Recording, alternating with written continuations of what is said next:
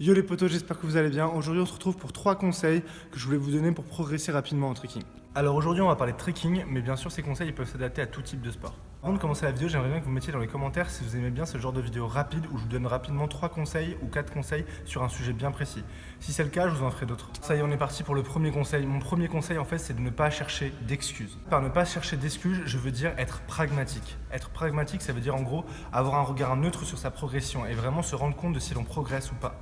Par exemple, là, je vais regarder ma progression en trekking, je vais regarder ce que je suis en train de faire en ce moment et je vais me dire honnêtement, oui, est-ce que moi, je suis en train de progresser maintenant? Est-ce que c'est mieux qu'avant?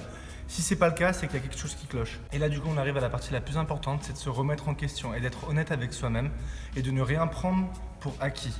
Et de vraiment se dire que rien n'est acquis dans ce qu'on a et qu'est-ce qu'on peut améliorer, qu'est-ce qu'on peut honnêtement faire pour progresser. Et ça va être la meilleure manière de progresser rapidement, c'est tout simplement d'être honnête avec soi-même, de ne pas se chercher d'excuses et de vraiment analyser sa progression pragmatiquement. Et de vraiment se dire, bon ok, là ça va pas, qu'est-ce qu'il faut faire, qu'est-ce que je peux faire, qu'est-ce que je peux apprendre de plus. Et c'est pas forcément en tricks, ça peut être autour du tricks, ça peut être juste un aspect du tricks qu'on a mal compris, ça peut être des bases qu'on a négligées, ça peut être beaucoup de choses. Mais en tout cas, voilà, l'aspect principal c'est ne pas se chercher d'excuses. Et du coup, si on voit quelque chose cloche, tout faire pour le changer. Et surtout, ne pas se cacher derrière des acquis, entre guillemets, en se disant non, mais j'ai toujours eu un très bon salto arrière, je comprends pas, alors qu'on ne travaille plus depuis des années, par exemple. Alors, la deuxième chose, ça va être d'être à l'écoute de son corps. Par être à l'écoute de son corps, en fait, je veux dire ressentir si on peut s'entraîner ou pas. Et ça va s'apprendre avec les années, ça va s'apprendre en faisant des erreurs. Mais en fait, il y a quelque chose de très important en trekking, c'est qu'il y a deux types de personnes. Il y a les trekkers qui ne s'entraînent pas assez, parce qu'ils ont peur et qui se sentent fatigués, qu'au moindre détail, ils se disent « Ah ouais, non, là je suis fatigué, je vais pas m'entraîner ». Donc ça, c'est les trickseurs plutôt pas très motivés, qui eux auraient besoin de motivation et s'entraîner plus. Mais aussi les trickseurs qui sont par exemple comme moi et qui sont tout le temps en surentraînement. C'est-à-dire que moi, il y a des moments où je m'entraînais 6 à 7 jours par semaine, tous les jours, sans me prendre la tête, sans réfléchir. Et le problème en fait, c'est que ça m'a créé beaucoup de blessures sur le long terme.